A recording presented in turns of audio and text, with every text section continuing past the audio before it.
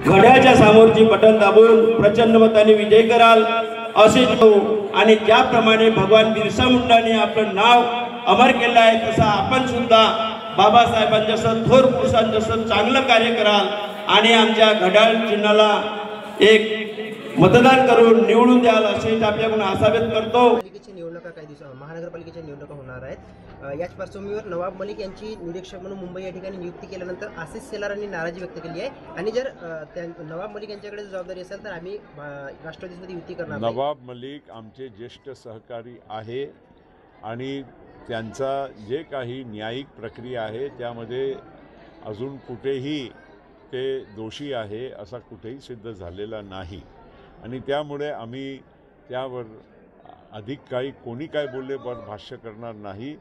नवाब मलिक एक ज्येष्ठ नेते राष्ट्रवादी काँग्रेस पक्षाचे आहे आणि त्यांना योग्य मुंबईची जबाबदारी दिली गेली। पण आशिष शेलारने ही जी भूमिका घेतली याच्यावर महायुतीमध्ये कुठल्याही फूट नाही। काल देवेंद्र फडणवीस साहेबांचा अजितदादा माझी आमची बैठक काल झाली आणि त्या बैठकीमध्ये असा कुठलाही विषय निघालेला नव्हता। उलट आम्ही एकमेकांच्यावर टीका न करता आम्ही योग्यरीती या निवडणुका आम्ही लढणार।